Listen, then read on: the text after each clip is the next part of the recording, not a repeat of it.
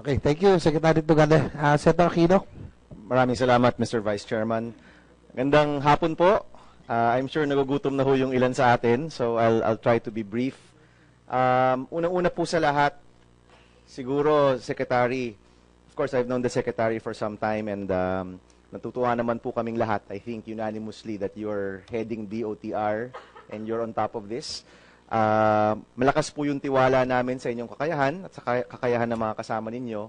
That being said, palagay ko po, isa ito sa mga namungkahi ng ating presidente na talagang broad-based yung support. Kung tutuusin, yung iba ho, may mga debate, yung iba pinag-uusapan, hinihimay, but with regard to emergency powers for traffic, parang isa ho itong broad-based support talaga. So ang siguro, ang una kong imumungkahi sa inyo, tulungan nyo po yung komite na maglabas ng isang committee report na comprehensive na talaga. Kasi nababasa ko po yung iba't ibang mga version, may mga ilan tayong pinag-usapan na wala po doon. So sana po, with your legal team, you can really include lahat na ng mga nakikita po nating solusyon upang pagpasa po natin ito, we can really, pwede po kaming umasa na talagang within a year and a half's time, sabi nyo nga po, mga low-hanging fruit, ma-address na po kaagad. No? So that's my suggestion. And of course, again, you've seen the senators here. I think there are very few committee hearings where there are 12 senators at one point. Malakas po yung suporta. Pangalawa, yung isa kong hindi na pag-uusapan masyado, kung sino ba talaga yung hari ng daan. Diba? Pag nagtanong kayo, sino ba yung hari ng daan? Yung bus ba? Yung jeepney ba? Yung private vehicle ba? Marami kong magsasabi, yung totoong hari dapat ng daan, yung pedestrian. No?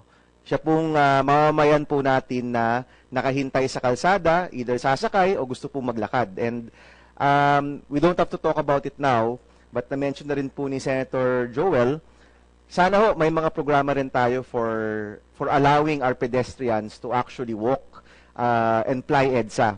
Hindi lang ho siguro na pag-usapan ngayon, no? Maybe it's also in the plans, but nakita ho natin na at least anecdotally, and you will have the data, na marami po sa mga sumasakay sa public vehicles, short distances lang yung sinasakyan nila. Si Yusek Anis nodding her head, no? So I guess sumasang-ayon siya. When in other countries, pwede po yung lakarin na lang, no? And in fact, a couple of months ago, through social media, nagkaroon ng plano na magsagawa ng mga elevated walkways na connected through the malls, no? I actually know the group who's doing that. We can send you their PowerPoint. Baka ho pwede niyong pag-isipan. Pwede ho, Senator. In fact, kagabi, kausap ko si Senator Migs na kung saan yung konsepto ng elevated walkway na covered na aircon na mayroong vocalator. That's right. Yun ho, napag-usapan namin. Ang sabi ko kay Senator, pakilala mo nga ako dyan sa tao na yan kasi pinakita niya ho sa akin yung kan eh. Oho, actually, opo, kilala ko rin po sila. No? We'll set a meeting. Ipakilala niyo ho sa akin. Pagkatama ho kayo, pag ina-address natin yung traffic at transportasyon, hindi naman sasakyan at driver ang pinag-uusapan din yan. Opo, tao. Tao ho. Opo. So, yung mga naglalakad din sa kalsada. opo. And I really believe if we're able to create safe areas for people to walk, ipapatronize po yan ng ating mga kababayan. Now, yung mga walkolators po dun sa planong yan, pwede ka rin yung bag, sabi nga nila, no, very innovative. Yung mga bag na dala-dala mo, like in other countries, may ano siya, may structure. So, pwede mong upuan. Opo, pwede mong upuan at parang nakasakay ka na rin na, it's like you're riding na rin, no? So, we're very happy po na you're open to this. Yung grupo Very po, open. Yung grupo po na nagsuggest po niyan, they even went as far as talking to the malls. Na baka pwedeng yung malls yung magbayad ng ibang parte. So it becomes less cost to government. In fact, sabi nga po nila, yung parte na kailangan bayaran ng gobyerno is the stretch, I think, across Guadalupe. Kasi wala hong commercial establishments in those areas. But yung mga malalapit, pwede pong i-connect yan through those malls, which are also connected to our train stations. So pwede ho talagang magawa yan, no? Ang binulong ko kay Senator Migs kagabi, siguraduhin mo, walang gastos ang gobyerno dyan. Oh, very minimal, very minimal. Sabi ko, basta walang gastos ang gobyerno at mabilis. Isang taon daw, kayang ilarga. Sabi ko, baka pareho yung kakilala nyo. Opo, I think it's the same. Dali nyo sa akin, kakausapin ko sila. Okay, I guess so kadikit na rin yan yung bisikleta. Aha. Kasi again, in other countries like China, bicycles are a large part of the transportation ng mga tao. Dito po, kung magbibisikleta ka sa EDSA, nakakakaba talaga. So maybe, alongside those elevated walkways, may mga paths na rin tayo for bicycles, no? Sige po, thank you for that, no? Secondly ho, with regard to the railways, ito naman po, namungkahi ko na rin to in the previous administration, although hindi rin na-implement. Napakahaba po ng mga pila ng ating mga kababayan sa MRT, no? And pag ako po, nakikita ko yan, talagang, you know, nagagalit, either naaawa ka, nagagalit ka, naiinis ka, na ganoon po katagal naghihintay yung mga kababayan po natin. So, I know that we're already doing the wagons, the trains, minamadali na po natin yan. But can we do something very short-term, very low-hanging fruit? Pwede po ba tayo manigurado lang na walang mababasa habang rainy season na at habang nakahintay? So, basically, mga tolda, hindi naman ho ganun kamahal yun. Kukunti lang naman po yung mga stops. And if we can even take it a step further, pwede po bang siguraduhin natin, alam ko may wifi na sa MRT, pero can we make sure yung mga place na pumipila yung mga tao, may wifi din, para at least nalilibang sila. Maybe kung pwede tayo magbigay ng libreng tubig o libreng kung ano-ano man, I don't think it will be much cost to government. Pero malaking bagay po yun sa mga naghihintay po. Tama ho. In fact, sinabi ko kay Yusek Noel, sa susunod na mga araw, pag may nabasang nakapila dyan, babasahin din kita. Ayun ho yung sinabi ko sa kanya. Opo. Doon sa mga comfort ho ng mga nakapila, at sana wala nang pipila. Pagkat meron din ho mga proyekto kami na kung saan mamimili ka ng mga ticket mo sa MRT, LRT, sa mga outlet, mga That's right. tindahan, mga mall. Meron din ho kaming kausap na mga mall. Pwede na ba sabihin? Meron ho yung open area sila dyan na kung saan dadaan yung mga may ticket na at mananakay, they can hang around with the children. Yun. Gagawin ho yan. Idagdag ko na rin ho na pinag-usapan namin kagabi. Kasi napapansin ko ho, sa aking konting araw na nandito, ma'am, pag natitigil yung tren, magbababaan yung mga tao, uuwi na, siyempre may tampo, may galit. Tignan ho natin yung estado o sitwasyon na yon sa tinatawag natin na common carriage.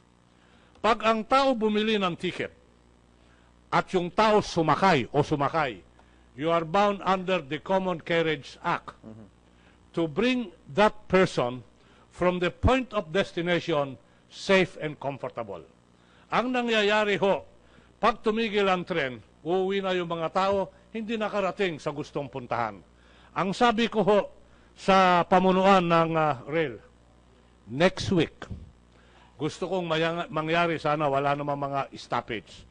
Pag merong stoppage, I want you to produce script chips na yung mga taong hindi natuloy napunta kung saan nila pupunta, bibigyan nyo ng script chips.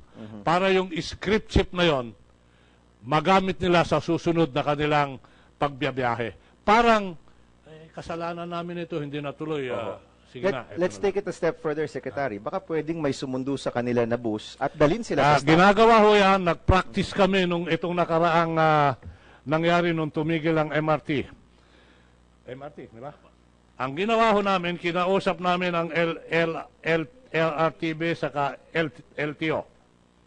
Yung mga bus na mga merong spare sa papuntahin at sunduhin.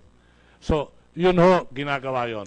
Of course, nung umpisa, hindi pa ho namin nagagawang perpekto yan, pero inuumpisahan ho namin. Opo. Obligasyones ho namin na i-deliver yung mananakay from point of carriage up to a point of destination safe and comfortable. Opo. Pag hindi naibsan yun, kailangan gumawa tayo ng mekanismo upang na isosoli yung pamasahe or yung plete at nagagawang komportable na aalis sila sa riles. Kasi dangerous pa yun, naglalakad sila sa riles.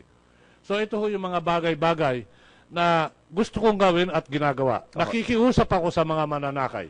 Kung hindi ho nagagawa ito, pwede po ba pakitawag lang sa akin? Oho. Thank you for that, Secretary. No? Very, very encouraging po yan. We support you there. Siguro just two more things. Yung isa ho, may nagmungkahi rin. Pwede daw ho bang i-review yung ad even? I think it's under MMDA, no? Hindi ho ata, or is that under DOTR? MMDA. Siguro kay Attorney Carlos. Although eventually, Secretary, I expect na sa'yo rin to pupunta eventually, no? Pero kay, very soon ho yan. Kay Attorney Carlos na muna, baka daw ho pwedeng i-review yung ad even. Because, ang sabi ho nung mga nagmungkahi po sa atin, this led to just more car sales, and then in the end, na-park yung mga kotse sa mga daan. So, kahit nakabawas ka, nakadagdag ka pa rin because of what Senator Soto had said na cars had to be parked.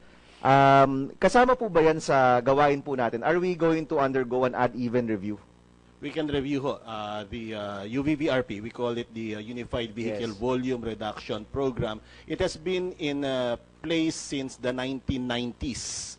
And people have been accustomed to this. Kaya nga sabi nga po, it bred another problem which maybe it's time to review it once again. But I will just pause a caveat din po dito because if you will notice, it is on Saturdays na yun po ang pinakamatraffic sa buong Metro Manila. And what's so peculiar about Saturday, wala namang pasok dito. It's because there's no UVVRP on Saturdays. So, sa inyo pong pag-aaral, nakakatulong naman ng UVVRP? Apo, nakakatulong Okay. naman pa. Okay. Siguro yung panghuli na lang mga mungkahi, since, again, to solve the problem of traffic, kailangan ho kasi out of the box ho tayo, no? And si Secretary, very innovative po yan, even during his time in CDC. There might be other things po na we can look at, no? For example, and again, we wait for your suggestion, no? Kasi kayo po yung quarterback po dito. Yung una, maybe we can develop incentives for working close to your residents. Kung maybe it can be company-wide or it can be to the individual, meron kang insentibo kung malapit ka dun sa lugar na kung saan ka nagtatrabaho. That might be something crucial eh. Kasi at the end of the day po, yung traffic, we're managing the migration of people moving from one end of the city to the other na baka naman hindi na kailangan, no? If they're able to find, of course, we need to make sure may employment, but if you're already employed in an area na malapit sa bahay ninyo, baka we can incentivize, whether it's the company or the individual, no? Again, pwede lang hong pag-isipan pa. Yung isa ho siguro, ito naman ho na-mention, no, about the accidents. Kasi nakakabahala ho yung mga 262 accidents. On EDSA lang po yan, no, Attorney Carlos? Or is that in the whole Philippines? The whole of Metro Manila. The whole of Metro Manila. Nasabi ho natin, hindi pwedeng tanggalin dahil yung insurance companies, kailangan ng picture, police report. Hindi ho ba pwedeng kausapin nyo lang yung PNP at yung insurance companies na meron tayong polisiya na if there's an accident within 10 to 15 minutes, dapat nakatabi na yan, and then kausapin na lang po natin yung... Anyway, may mga CCTV na tayo sa EDSA. Baka hindi na kailangan ng... kumbaga, mariretrieve naman kung ano yung nangyari sa CCTV. In short, alam mo natin may problema, baka we can do something about it, no? Alam mo natin that these accidents lead to traffic, these accidents are there, hindi ho pwedeng tanggalin dahil sa insurance at sa police. Baka ho pwedeng kausapin yung insurance at police na may ibang paraan naman para makuha pa rin yung kailangan nila without letting those cars or those vehicles remain on the road. Actually, Mr. Senator, the Insurance Commissioner already responded to our letter wherein we asked them to instruct the insurance companies to honor the traffic accident report of our MMDA constables. But Mr. Senator, that is just one of the problems. The other problem is with regard to its admissibility in court.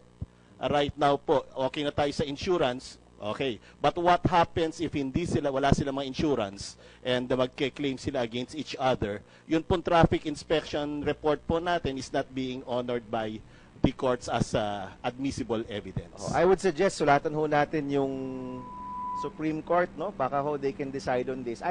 Kahit po sila nata-traffic, kaya I'm sure kahit po sila susuportahan naman po yung... And if there are laws that you need, again, this is again very few times when there's so much broad-based support for a particular measure na ganito pa kabigat. So I suggest ho, habang nandito pa kaming lahat, habang suportado po tayo, send all of these reforms in at gagawan ho namin ng paraan para tulong-tulong po tayo. So let me end there, Madam Chairperson. Thank you very much for everyone's time. Salamat po. Thank you, sir.